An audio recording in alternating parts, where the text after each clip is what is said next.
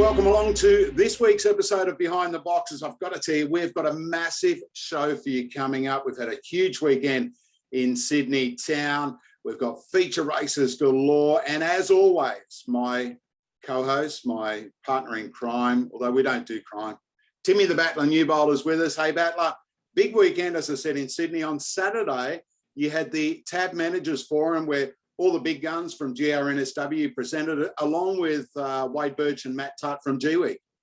Yeah, g'day, Duke. Yeah, it was a big weekend. The Club Managers Forum at Wentworth Park on Saturday, then the Greyhound of the Year on Sunday. But yeah, you're right. We had all of the big guns at Greyhound Racing New South Wales, Tony Mestroff, our CEO, Wayne Billett, COO, and the guys from marketing and commercial and media all present to all of the club managers and directors, and some directors from some of the clubs in Sydney at Wentworth Park on Saturday. There was plenty of robust discussion talking about all of the industry issues, but it happens once a year and it's beneficial to all involved. So it was a really, really good day. A number of topics on the table, and it will happen once a year. And then, as I alluded to, backed up by the following day, the Greyhound of the Year, Duke.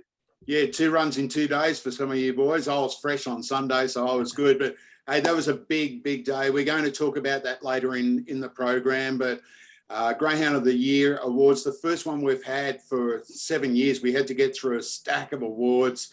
And just quickly, you know, to see people like Johnny Hartley from Wagga get the Volunteer of the Year award, Glenn Midson, Greg Hoare and Patrick Day being recognised for their efforts during the bushfires.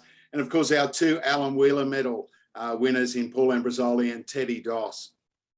It was, Duke. It was a great day for the industry. There was a lot of really happy people there on Sunday, just enjoying each other's company, not being on a racetrack, sitting down, having a meal, having a drink, and then watching all of those awards go to such deserving people. And you just mentioned, you know, guys like John Hartley, Volunteer of the Year, and Glenn, Patrick, and Greg Hoare, who'd done an amazing job during that time with all of the bushfires down the south coast here in New South Wales. So all in all, a great day. I think we all enjoyed ourselves. It's just great to see people in a social capacity sitting back, celebrating our industry.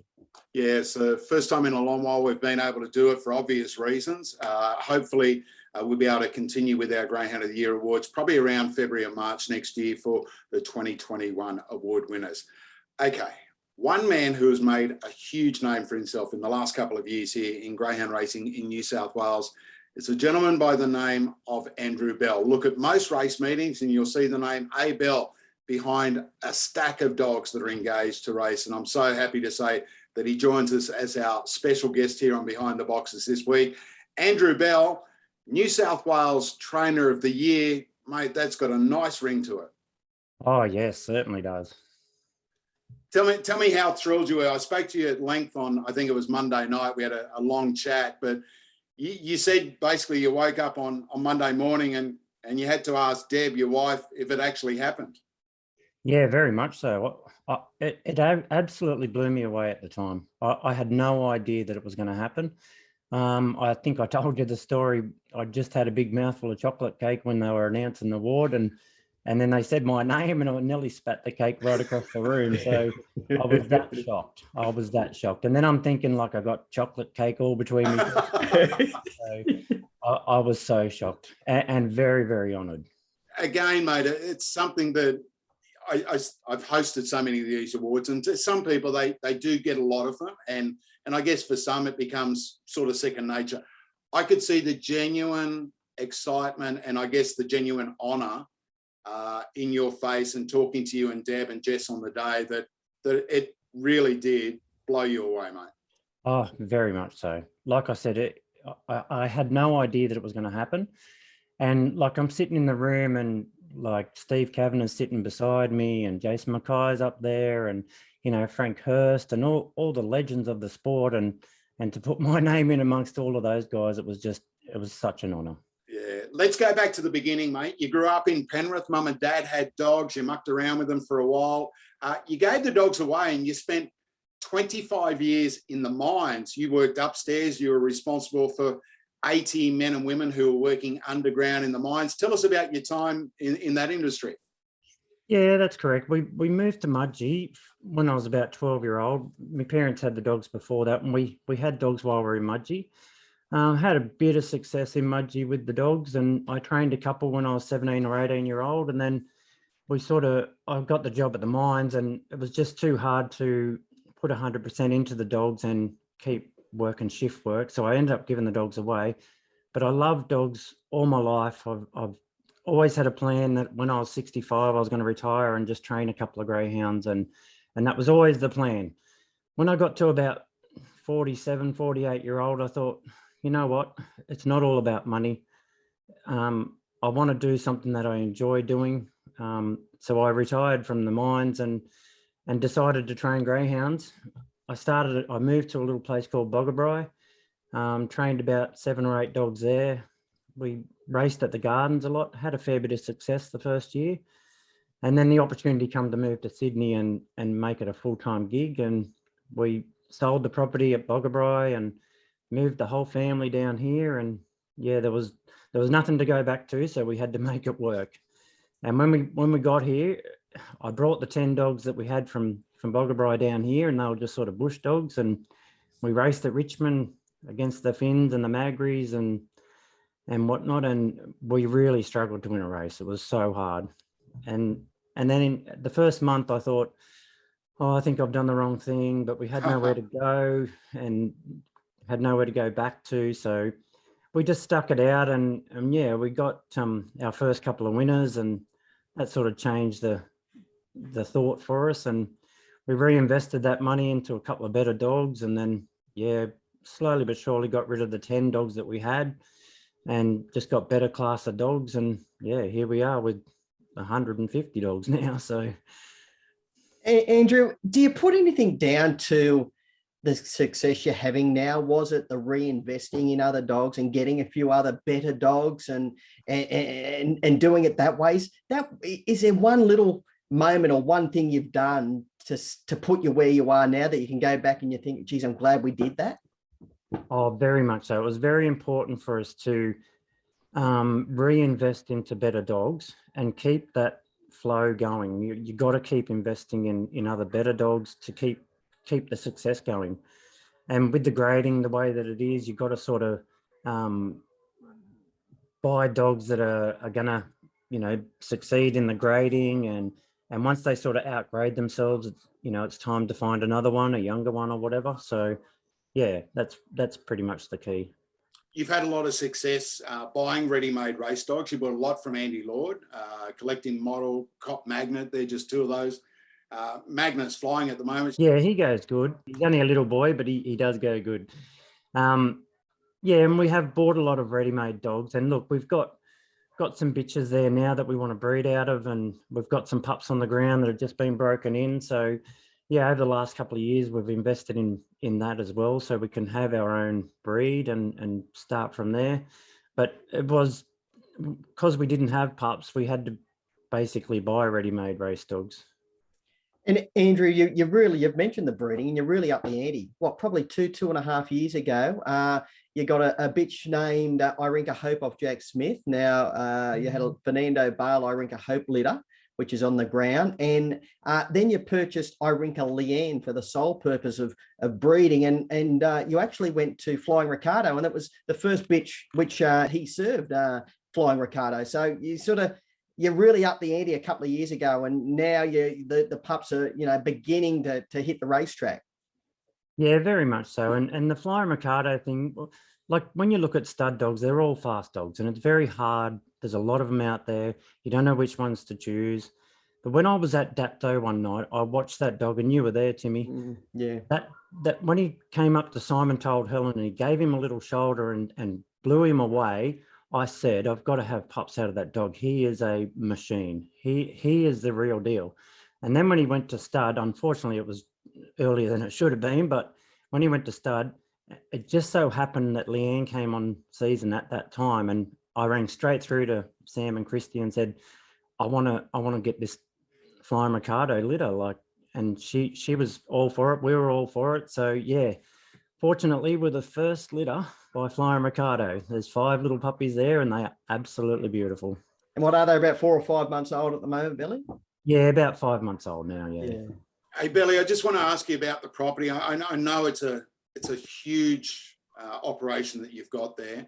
Tell us how many dogs you've got in work, how many pups are there, and tell us about the team that you've got around you, including your wife, Deb.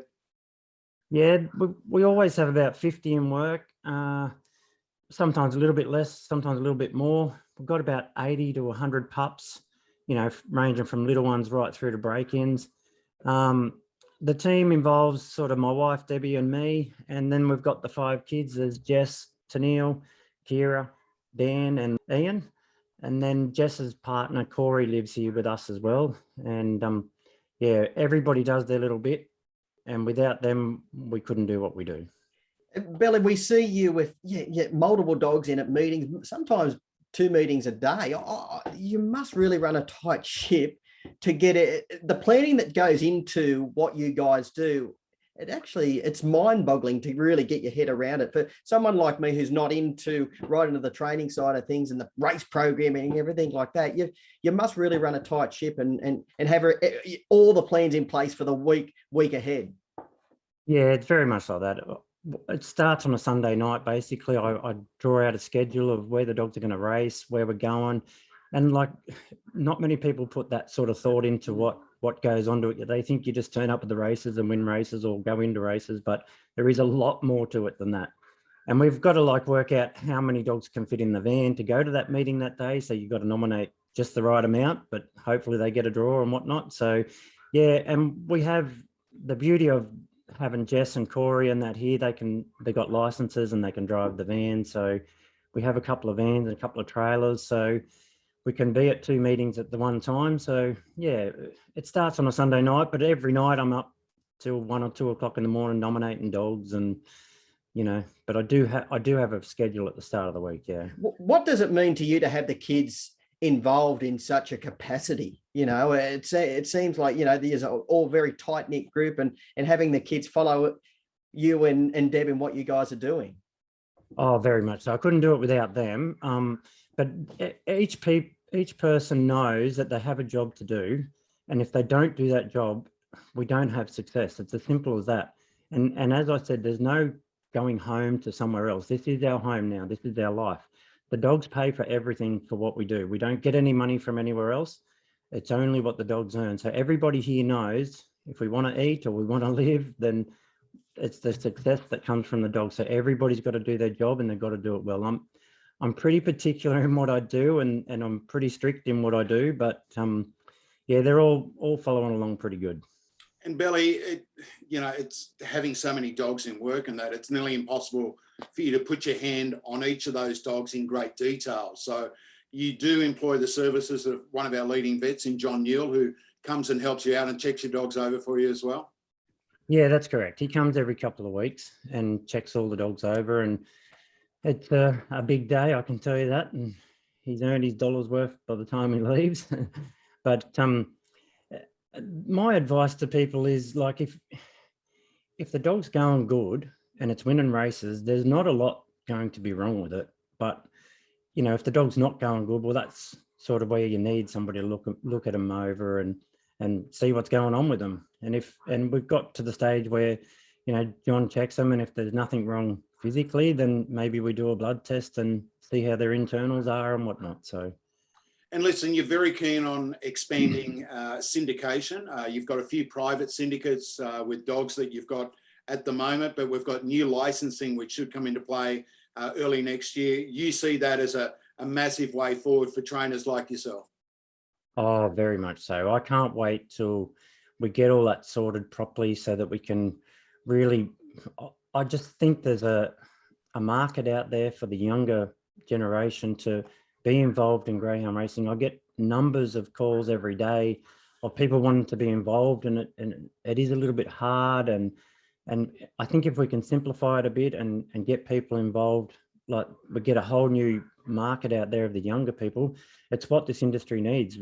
When I first got back into the dogs, there is a lot of older type people in the industry, but there is some young ones showing interest. So we need them to come through to put this forward. Greyhound racing's in an amazing position. It is just growing and growing and growing, and we are so lucky to be a part of it, but we want it to go forward from here, and we need those younger generation involved. So yeah, I'm really looking forward to that part of it. Hey, Battler, when you asked Belly about, a tight run ship, when I was talking to him the other night, I said, mate, what time can you come on and do the podcast? And mate, I am a little bit OCD. I have to agenda my day out so I don't miss anything. And Belly goes, okay, so the first race is at 3:30. Kenneling shuts at 2:40. We've got to be there by 2 o'clock. We've got to leave here by that. We've got to have the dogs in the van. We've got to finish morning dogs. It was like, it was just off the top of his head. He knew exactly what he had to do. Yeah, it's quite remarkable. As I said, you're thinking about what you need to do at each time to get to the racetracks, and the planning that goes into it. It can't be underestimated. Belly, you've had another good year, another great year, I should say. You had 170 winners in 2020, and here we are getting late November. You've had 235 winners this year already. It must give you great satisfaction when you see those results. Oh, very much so. And like I said earlier, when we first came down here, it was so hard to win a race. So I'm thankful for every race that I win. People think you just turn up at the race and you win all these races, but I am so thankful because it is so hard to win a race. It doesn't matter if it's at Lithgow or Richmond or Wentworth Park. It's bloody hard to win a race anywhere. And that's why if I get beat, I am the first person in the catchment pen to walk up to the winner of the race and shake their hand, because I know how hard it is. And the satisfaction that you get from being the trainer is that you think to yourself, well, I looked after this dog all week. I've nominated it at this track, and I've fed him, how I've looked after him, and I've got this dog to win a race. It's a satisfaction that you can't match with anything else. It is a tremendous feeling. Do you still remember your first winner, Belly? My first winner was actually, when I got back into it, I had a dog called Zipping Harry I bought off the Hallinans, and Jason McKay actually trained him for me. So he was my first winner when I got back into it, but I didn't actually train it. My first winner was a dog called Flatlined I purchased off Mick Hardman. Funny story. And then, yeah, I still remember it like it was yesterday. Yeah, it's very important to me. Billy, I just want to ask you, is there anything that you see in the industry now that you would like us to do better? Is there something that you think, I know the grading's always contentious and that, but for me on this side, I don't think greyhound racing in New South Wales has ever been going better. Is that something that you also vindicate too? I think the most important part for us at the moment with this industry is that we keep that the look for the public at the top level of what we've been doing. We had so many people up against us that didn't really understand what this sport was about. I think the way we've conducted ourselves now and into the public eye, they're seeing a totally different greyhound industry. So I think that's important that we keep, a good profile there, keep our injury rates down, safer tracks, and yeah, the grading's just, there's never going to be a perfect grading system, but I'm pretty happy with the way that it is at the moment. Billy, congratulations on what you've achieved in such a short space of time. Good luck moving forward, mate. We'd love to see you with that big smile on your face training winners. Yeah, thank you, guys. Andrew Bell there on this week's episode of Behind the Boxes. We're going to take a short break and come back with lots more after this.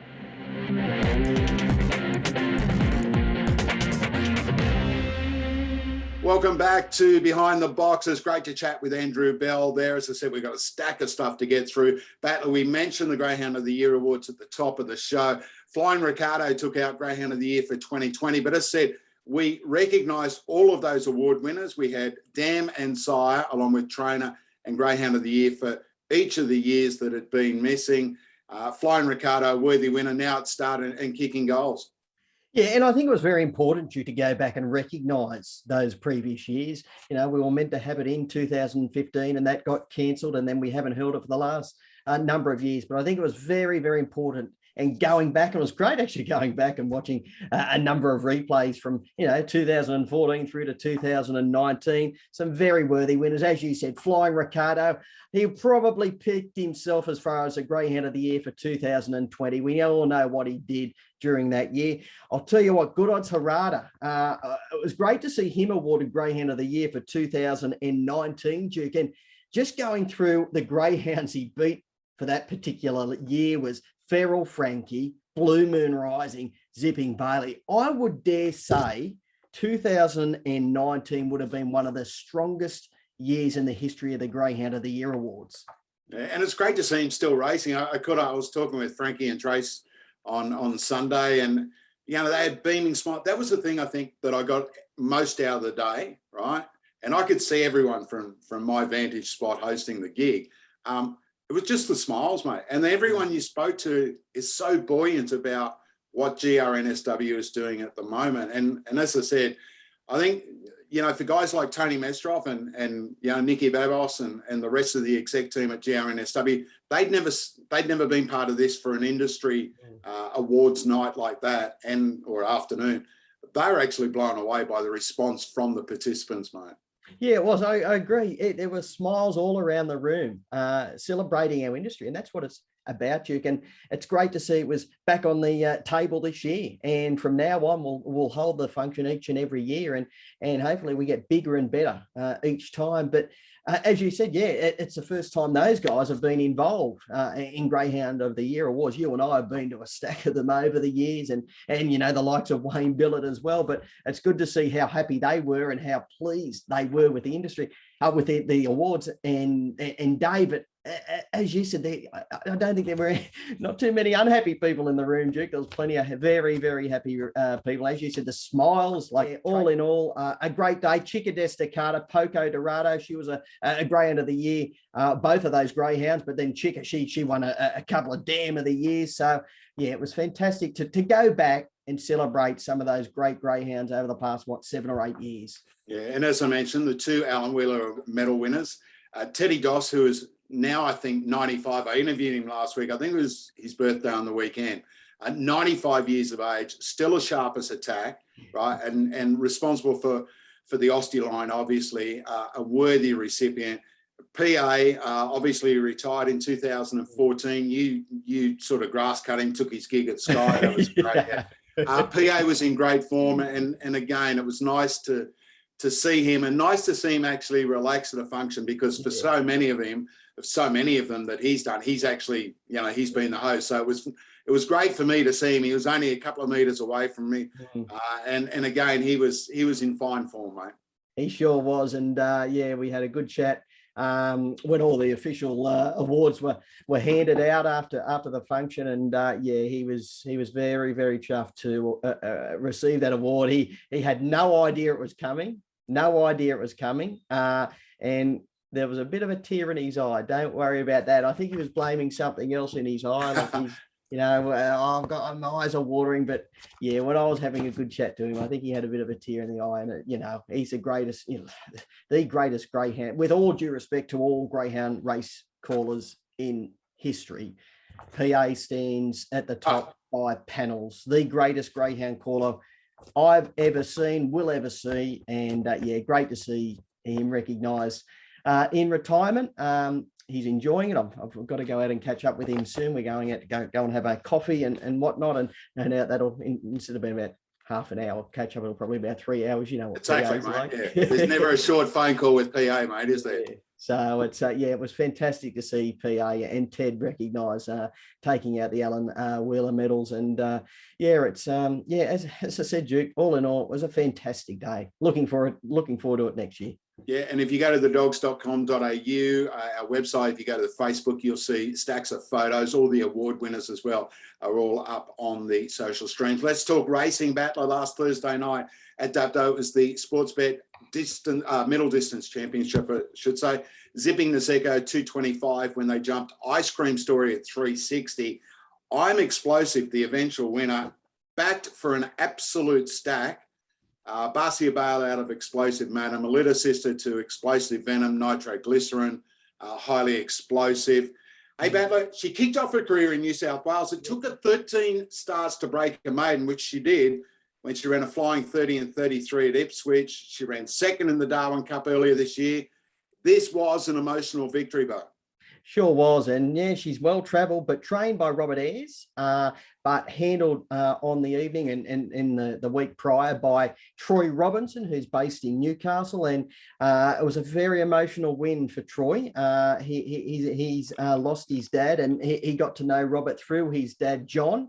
And yeah, it meant a hell of a lot to Troy. I caught up with him after the race, and yeah, it was very emotional. It was just an honour, he said, to be involved with the Greyhound over a couple of weeks. As you said, well tried. I think it was around 25 to 1 into around $5 or $6. Straight to the top, ran 34.31 leading all of the way. Duke just ran them into the ground. Ice Cream Story in finishing second. She was outstanding. Her run was terrific. Zipping Niseko, the favourite, was a bit unlucky. But there's no doubt, look, she'll go up to these 700 metres soon and probably target the big races around the traps. But yeah, all in all, a competitive race, but it was all honours to I'm Explosive. Yep. And then on Friday afternoon, we had 4 heats of the Group 3 Casino Cup take place. The heat winners were Mitchell Street for Tommy Savalas in 27.65. Lucky Lance for Rob Ayres, 27.55. Fire Legend makes another group race final. He clocked 27.74. But all honours on the day went to Stevie Kavanagh's Lewis Rumble, 27.07. Thank you very much. 12.08 down the back. Seriously, Battler, that is as if you are tied to the arm. They don't go any quicker than that. Lewis draws box 7 in the final. He's now had 40 starts for 22 wins. I don't know what you're thinking about. Like, I've always said he was a lead ping. He's only missed the start once in his last 12 starts. However, here's a fact for you. Box 7 is the only box that he hasn't won from, and he wears the black on Thursday afternoon. We are recording this show on Wednesday morning. He draws box 7 in the final. Oh, he was just outstanding. Second quickest time ever recorded at Casino, just outside the record.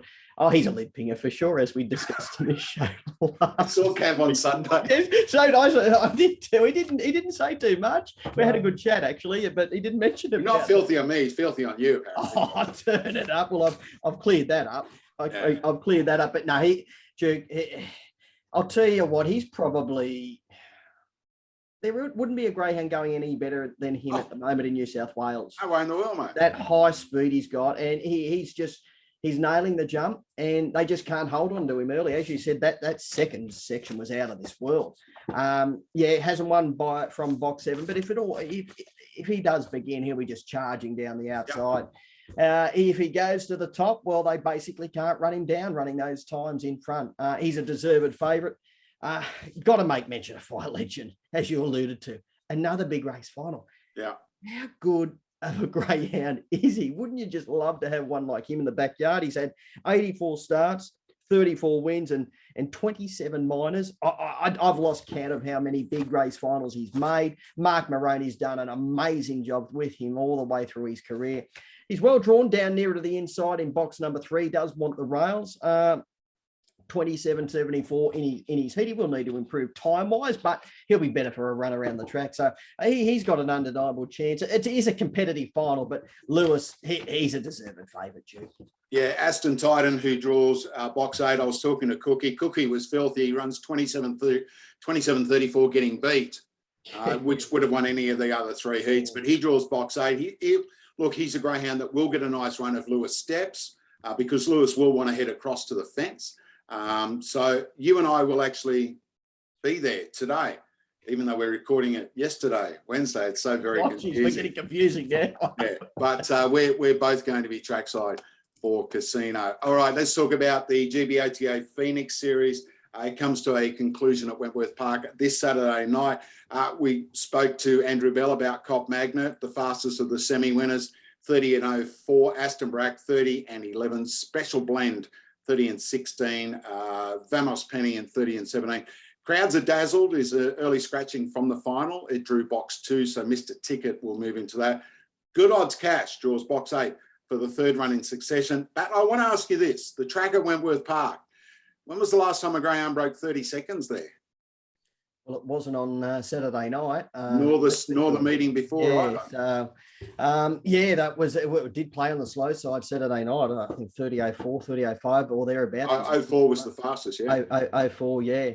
On this final, Duke, again, it's very competitive. Good Odds Cash, her run was enormous. She bombed the jump and then she had to work early and mid-race to get around into a striking position. She had a bump on the home turn. She then had bumps in the home straight, and Aston Barak got up on the inside, and he was just a little too good for her. They're the two leading chances for mine. Aston Barak, he's drawn box 5, and Good Odds Cash, she's out in the 8, but she's got to begin better than what she has been in recent times. She hasn't really been coming out at all. Cop Maggot, drawn the rails, likely leader, just nails the start each and every time and has got that great early dash. And who could deny, Vamos Penny, she's come back in great style. What a 24 hours for the D&P syndicate with Vamos Penny and Chica Destacata and Poco Dorado winning all of the awards on Sunday at the Greyhound of the Year. So for Pete McDonald and Dennis Donahue and the crew, so they had a big 24 hours. Billy Creek, this Greyhound, I'll tell you what, he's airborne. He's just running into a better one at the moment.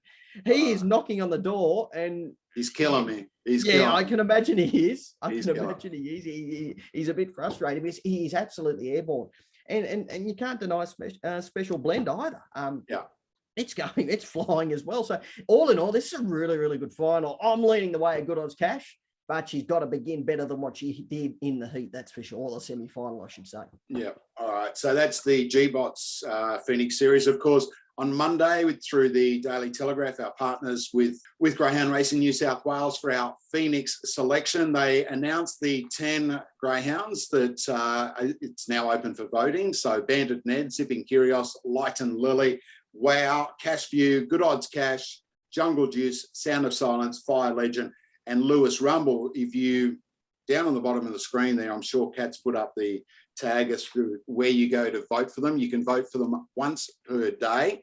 The Greyhound with the most amount of votes via the voting selection there through the Daily Telegraph in conjunction with the Greyhound Racing New South Wales selection panel, they will earn their spot in the Phoenix, 750,000 to the winner. A lot of creative ways that some of these owners and trainers are promoting their dogs. The Punters HQ Syndicate, Timmy, they've gone down the charity pathway, which I'm really pleased to see.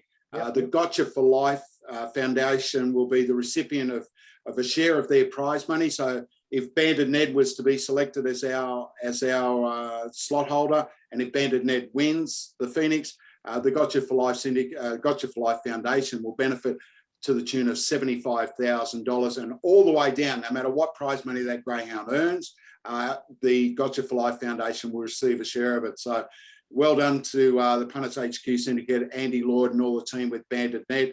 Jungle Juice, there's a promotion for that. We don't want to just single out two dogs, but as I say, it's again a unique way of coming up with a winner for us. Yeah, it is. And you've got to give them credit, all of the ownership group and everything, particularly with Bandit Ned, who I'm not on social media a great deal, but I've seen a little bit of action on Twitter regarding, trying to get pumping up the votes for Bandit Ned. So that's fantastic. It's great for the sport. As you mentioned, Jungle Juice. And we don't want to just single out these dogs, but Jungle Juice, I know I read the article around Jack donating to charity as well. I think whatever Greyhound we eventually land with is going to be ultra competitive. Wow, look, we know what he's capable of, and all of the other Greyhounds which are nominated. Lewis Rumble, if he happened to get selected, he'd be a mighty chance in the race. So yeah, Duke, this is what I like about this promotion, how we've handled it, Greyhound Racing New South Wales.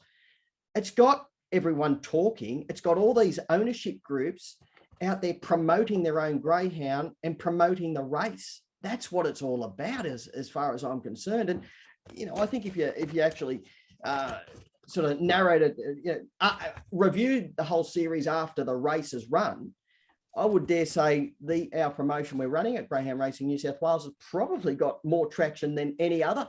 And I'm probably be seen now as being biased, of course. No, I'm the same, mate. I haven't seen a lot of interstate stuff doing what we've done, and at the end of the day, that's why we came up with this.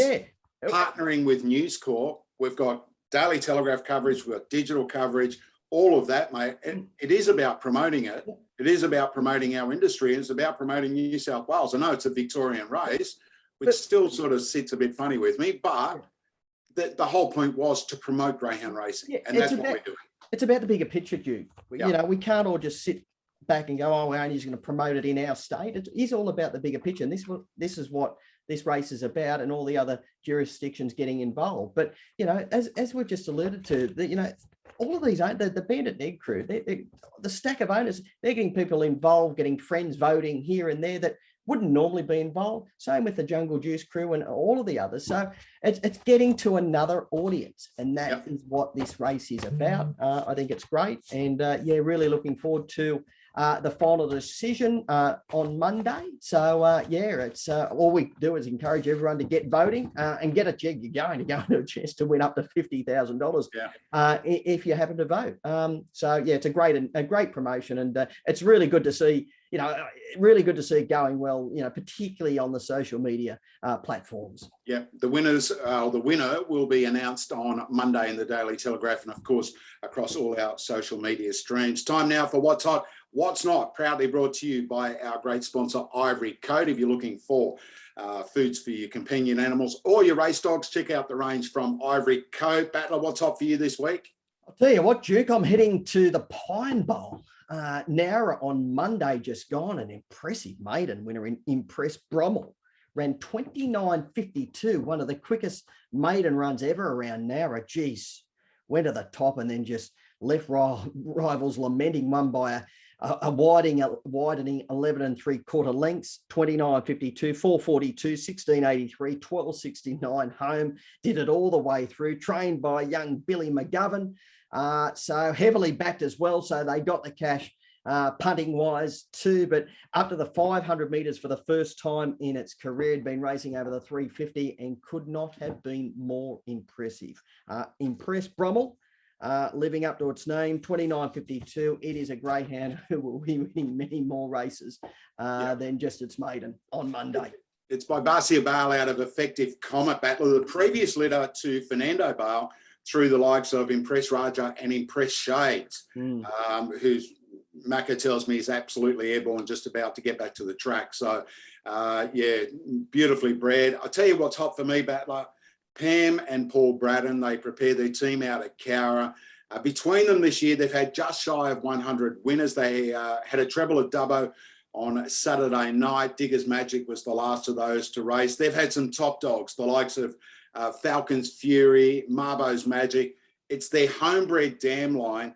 And again, it's people like Pam and Paul Braddon that this industry is thankful for, because they continue to breed, they continue to be involved. What's more, both Pam and Paul are very, very good people with greyhounds. Oh, outstanding trainers. There's not a week that probably goes by, Duke, without Pam and Paul winning a race. They've got a lot of speed greyhounds at the moment. I actually noticed a couple of weeks ago they're having a really, really good trot at the moment. And it's not just really at the moment, it's been all year and even years gone by. So, yeah, as you mentioned, they're a great team with a greyhound and knock-up training winners each and every year. All right, that's what's hot, what's not. Time now to try and put some money in the pockets of our dedicated listeners and viewers. What's your dog to follow, Battler? Greyhound by the name of Our Mechanic, Duke, won at Maitland on Monday over the 400 metres in 22.18. That was following winning in 25.04 over the 450 metres, straight to the top and just put rivals away with ease. Trained by David Lewis, Ando's Mac out of Destiny Soprano, has had the 5 runs, 4 victories, 1 minor. Gee, I think he'll race through the grades. How far he gets, look, I'd be shocked if he doesn't get to the city in time. He's bred to get over, you know, at least 500 metres. The dam raced over the 600 metres a couple of times in her career. So Our Mechanic, David Lewis, I think he's got a nice young greyhound on his hands. And I think it'll pay to follow that greyhound in the not too distant future. And that 22.18 battle was on a bog track as well. So they'd had plenty of rain. It's probably a 22.0 run. Yeah. You mentioned that dam line, Destiny Soprano, goes back to Grey's Destiny. And the greyhound that I'm tipping to follow this week is a greyhound by the name of Yuko Girl. 2 starts for 2 wins.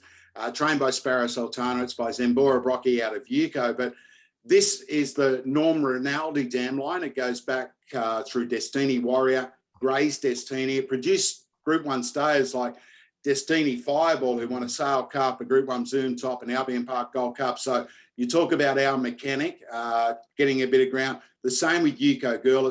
She's won both the races over the 400 at Richmond in ultra impressive style. But again, moving forward with these dogs, they will be, I would be shocked if they didn't get the 500, mate. You know. Oh yeah, you'd think they'll get the 500 easy, Yeah. Duke. But yeah, Sparrows, he's a good man with a greyhound. He was there on Sunday at the Well, the Greyhound. co-trainer of Flying Ricardo, according to Christy. Yeah. Wasn't that a nice Hey, stitch-up? didn't she give it to me? Didn't she? I allowed him to share in our success, or words to that effect. Yeah, it was outstanding. Yeah, Christy was a star of the show there. Some of the things she produced on Sunday, but it's good to see Sparrow with another talented greyhound. He's been a man who's had some flying machines over the years. Outstanding man with a dog. So that Greyhound UK Girl, no doubt, will be winning many more races. Huge show, mate. We've got lots coming up in the next few weeks. Dapto Megastar heats are on December the 2nd, so that is Thursday week. Today week, next week, whatever day we're recording this. It's December the 2nd into December the 9th. You and I will be live trackside on final night for Megastar. Huge show, mate. Andrew Bell, we've covered so much, all the Greyhound of the Year stuff. Big weekend coming up. Don't forget, voting for the Phoenix closes at 9 a.m. on Sunday. Winners announced on Monday. Battler, been fun as always, brother. Been a lot of fun. It's been a big week, Duke, but an enjoyable week. And we'll be back on deck and we do it all again in a week's time. Sure will. Hope you've enjoyed this week's episode of Behind the Boxes. I'm Mark Duclos. Until next week, good luck and good punting. Catch you then.